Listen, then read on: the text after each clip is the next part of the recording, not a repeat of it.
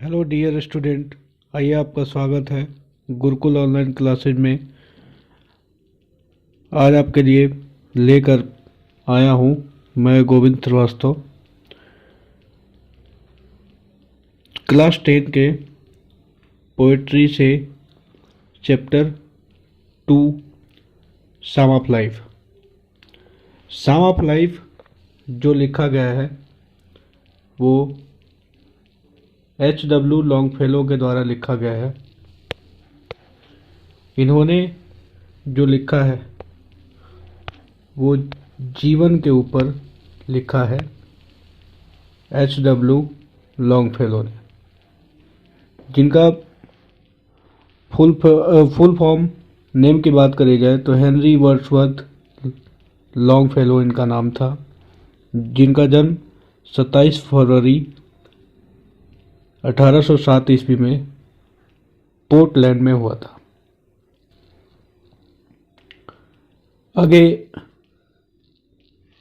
अगर समरी की बात करी जाए इस पोएम की, तो समरी में पोएट के द्वारा यानी कि कवि के माध्यम से बताया जा रहा है जीवन के बारे में कि हम सब का जो जीवन है वो सपना नहीं है बल्कि वास्तविकता है। इसका लक्ष्य केवल मृत्यु नहीं है बल्कि हमें कुछ करना है।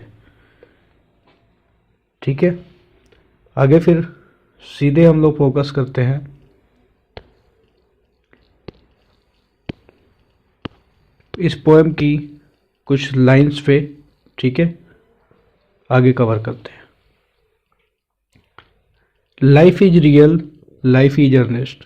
लाइफ जीवन, इज है, रियल वास्तविकता, यानी कि लाइफ वास्तविक है, सच्ची है जीवन जो है, और लाइफ इज अर्नेस्ट, जीवन जो है कीमती है, बहुमूल्य है। And the grave is not its goal, यानी कि एंड और the grave is not its गोल,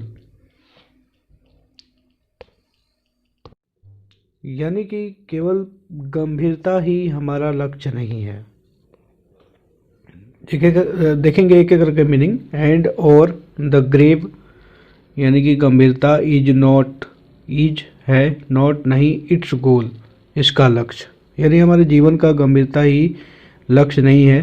दस दाउ आर्ट, दाउ मने तुम, आर्ट मने जैसे कलाकृति वगैरह होता है, यानी कि तुम एक धूल है, सॉरी तुम एक धूल हो, तुम धूल हो, टू डस्ट रिटर्निस्ट, वापस धूल के लिए ही हो, यानी कि धूल में ही चले जाना है। कवि का कहने का अर्थात यह है।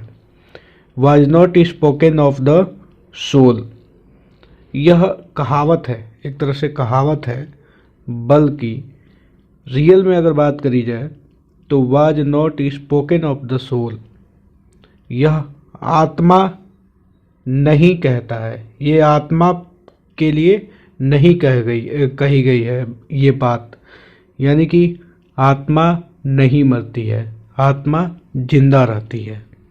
ठीक है, अगला लाइन है not enjoyment, not and not सरो। नॉट इंजॉयमेंट यानी कि केवल आनंद, एंड नॉट सॉरो और ना ही दुख, ना ही खुशी और ना ही दुख, केवल इतना ही नहीं है हमारे जीवन में। इज आवर डिस्टाइंड एंड और वे, यानी कि हमारे भाग्य में जो लिखा है, डिस्टाइंड का मतलब किस्मत, भाग्य, यानी कि हमारे किस्मत के आखिरी या फिर रास्ता। बट टू एक्ट, लेकिन करते रहो। एक्ट का मतलब होता है जैसे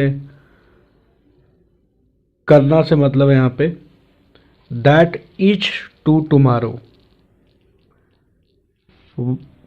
वह प्रत्येक आने वाला कल, find us farther than today, यानी कि प्रत्येक आने वाला कल जो होगा हम सबको प्राप्त होगा, फादर माने आगे की ओर, देन तब, टू डे मतलब आज के लिए या फिर आज की अपेक्षा।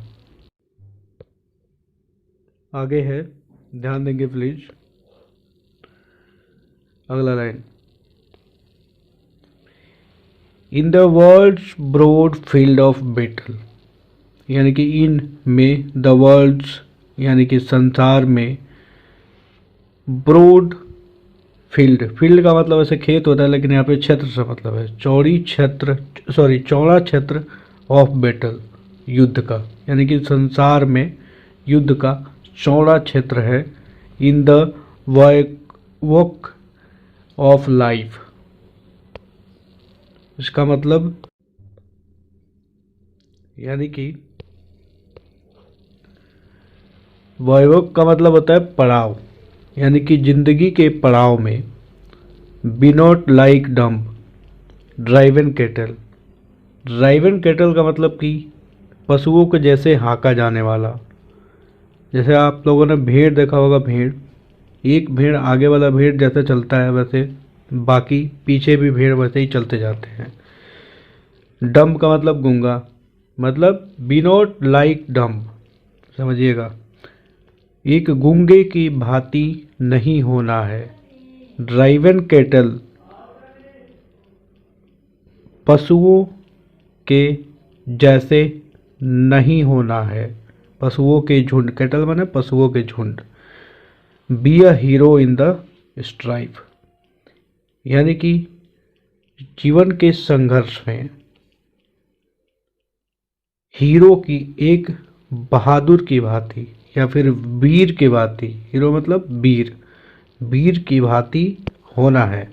आगे देखेंगे, अगला स्ट्रेंजर में ध्यान देंगे प्लीज, अगला स्ट्रेंजर है हमारा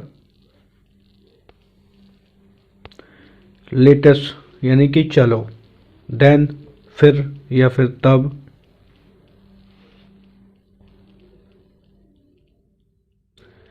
be up and doing, be up and doing, ये है आखिरी स्ट्रेंजर, बिल्कुल ध्यान से समझने की जरूरत है, ठीक है।